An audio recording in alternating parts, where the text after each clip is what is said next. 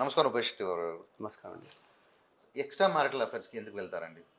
The extra marital ఈ యొక్క వెళ్ళడానికి రీజన్స్ అనేది మనము హస్బెండ్ని వైఫ్ని ఎప్పుడు బ్లేమ్ చేయొద్దండి. ఎక్స్ట్రా మ్యారిటల్ ఎఫర్ట్స్ ఇది చాలా సైకలాజికల్గా ప్లాన్ అయి ఉంటుంది.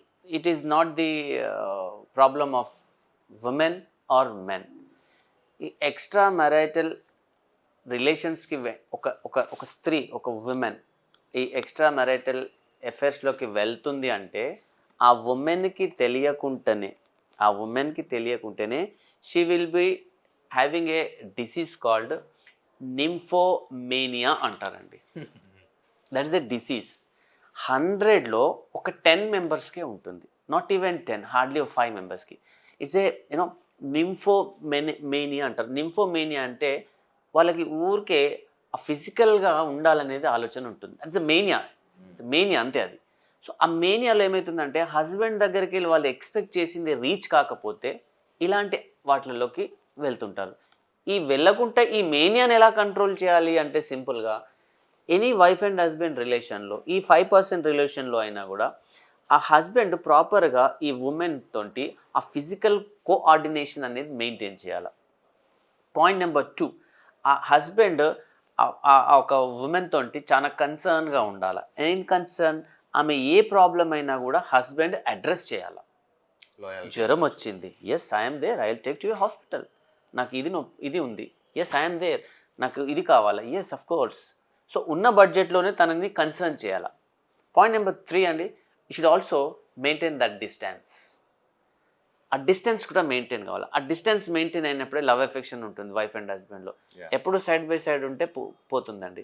సో ఈ 3 పారామీటర్స్, ఫస్ట్ ఫిజికల్గా వాళ్ళతో మెయింటైన్ చేయాలా, నెక్స్ట్ డిస్టెన్స్ మెయింటైన్ చేయాలా, and third important thing you have to concern that women. Because ఆ అమ్మాయి మన కోసం, ఒక హస్బెండ్ కోసం పనిచేస్తూ ఉంటుంది. వాళ్ళకి ఏముంటుందండి స్త్రీలకు లోకం, పొద్దున్న లేవగానే రాత్రి వరకు husband husband husband husband husband ఇదే ఉంటుంది వాళ్ళ మైండ్లో. ఇంతగానం హస్బెండ్ గురించి థింక్ చేసే ఒక ఉమెన్ని హస్బెండ్ వచ్చి టక్కున ఒకటి పెట్టేస్తే ట్రిగర్ కారా అండి? అంటే ట్రిగర్ అయినప్పుడు హస్బెండ్ ఎందుకండి మళ్ళీ ఆ స్త్రీ మీద అరుస్తుంటారు? తప్పు కదండి. ట్రిగర్ అయినప్పుడు ఓకే, మనం ఏదో మిస్టేక్లు అన్నాం, ఇది మన మిస్టేక్, మనం షట్ అయి ఉంటే గొడవలు రావు కదండి. దీంట్లో ఎక్కువగా ఎక్స్ట్రా మ్యారిటల్ అఫైర్లలో మేల్ ఫీమేల్ బోత్ ఉన్నారు. మేల్ ఎందుకు అని అంటే అదే చెప్తున్నాను. మేల్ ఎందుకు అని అంటే మేల్ టార్గెట్ చేసిన ఉమెన్ ఎవరు? నింఫోమేనియా ఉన్న ఉమెన్. ఓహో yeah, you got my point. అర్థమైంది. మేల్ అది ఎవరి అయితే ఈ నింఫోమేనియాతోని వీళ్ళు ఐడెంటిఫై చేసినంటే వీళ్ళు అటాచ్ అయిపోతారు. నింఫోమేనియా ఉంటుందో అలాంటి వాళ్ళని టార్గెట్ చేస్తారు అట్లా. బట్ ఇంటెన్షనల్గా is not a bad. You got my point. So ఈ నింఫోమానియా అనే ఎవరైతే ఈ ఉమెన్ ఉంటారో, ఈ నింఫోమానియా ఉమెన్ కనుక కంట్రోలబుల్గా అయితే మీరు అన్నట్టుగా ఈ ఎక్స్ట్రా మ్యారిటల్ అఫైర్స్ అనేది దాదాపు కంట్రోల్ అవుతుంది. అందుకే మీరు చూడండి సొసైటీలో హార్డ్లీ ఒక 5% ఉంటారు. Not every one, no wise, ఏదో ఒక 5% ఉంటారు. వాళ్ళకి ఆ డిసీజ్ అవుతుంది. అంతేగాని వాళ్ళని మనం తప్పుగా మనం ఫింగర్ కూడా చేయలేం. It's disease, unknown disease for them. So unknown disease కాబట్టి వాళ్ళు ఆ టెండెన్సీలోకి వస్తారు. ఆ టెండెన్సీకి వచ్చినప్పుడు ఈ మెన్ ఎవరైతే ఉన్నారో క్యాచప్ చేస్తారు. అయితే ఇంకోటండి నా క్వశ్చన్, ఇప్పుడు హస్బెండ్ అండ్ వైఫ్ ఉంటారు, మ్యారేజ్ ఉంటారు. ఈ హస్బెండ్ ఆఫీస్కి వచ్చినప్పుడు ఆఫీస్లో ఒక ఎఫ్ఐఆర్ లాంటిది ఒకటి పెట్టుకుంటారు. అక్కడ అంటే ఎలా ఈ టార్గెటింగ్ పీపుల్ని? సింపుల్ అండి. అక్కడ మళ్ళీ హస్బెండ్ అక్కడ ఆఫీస్లో వెళ్ళి ఆ ఆఫీస్లో ఉన్న ఇంకొక స్త్రీతో ఇతను ఒక రిలేషన్షిప్ మెయింటైన్ చేస్తున్నాడు. రిలేషన్షిప్ ఈజ్ డిఫరెంట్ అండి, ఫిజికల్ రిలేషన్షిప్ ఈజ్ డిఫరెంట్ అండి. ఓన్లీ జస్ట్ ఫ్రెండ్లీ రిలేషన్ అనేది దాన్ని మనం ఏమీ చెప్పలేము. If is in a physical relationship ఉన్నాడంటే అక్కడ టార్గెట్ ఆ ఉమెనే ఫేసింగ్ విత్ దట్ నింఫోమేనియా. ఈ వ్యక్తికి తెలుసు నాకు మ్యారేజ్ అయింది అని, ఆ వ్యక్తికి తెలుసు, అవతల వ్యక్తికి తెలుసుకి ఈ వ్యక్తికి మ్యారేజ్ అయిందని, but still she accepts because she is suffering with nymphomania, but not the mistake of this person men. And also sorry, I'm not blaming any women. నేను ఏ ఉమెన్ని బ్లేమ్ చేయట్లేదండి. ఒక 5% పీపుల్కి ఈ ఒక జబ్బు ఉంటుంది. ఈ జబ్బు వల్లనే ఇప్పుడు చూడండి చాలామందికి ఏరోప్లేన్ మీదకి వెళ్ళి వెళ్తుంటే వాళ్ళు భయపడుతుంటారు. సో మేనియా, అది కూడా ఒక mania.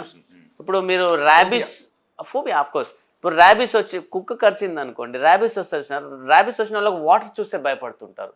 Do you really think that he will not drink water? ఒకసారి ర్యాబిస్ కుక్క కరిచింది అనుకోండి, వాడికి ర్యాబిస్ అనేది ఇన్ఫెక్షన్ అయింది అనుకోండి, వాటర్ చూపిస్తే AK-47 గన్ చూపించినట్టుగా భయపడుతుంటారు. నిజమా సార్? 100%.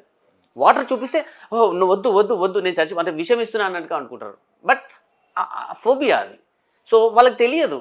సో నువ్వు వాళ్ళకి మనం డైరెక్ట్గా పాయింట్అవుట్ చేయలేము కి నీకు వాటర్ నువ్వు ఎందుకు అనలేము కదా. సో అలాగే ఎవరైతే ఈ ఎక్స్ట్రా మ్యారిటల్ అఫైర్స్లలో వెళ్తుంటారో women, they tend to have a mania which is called a nymphomania. Because of that nymphomania they tend to go, otherwise there is no chance. మన ఇండియా అండి, మన భారతదేశం స్త్రీలను పూజించే దేశం ఇది. స్త్రీ గురించి ఎప్పుడూ తప్పుగా మాట్లాడలేం, నో వేస్ ఎట్ ఆల్. ఏ స్త్రీ అయినా దేవతామూర్తి. కాకపోతే ఆ ఒక ఫోబియా వల్ల తప్ప ఇంటెన్షనల్గా ఎవరు వెళ్ళరు.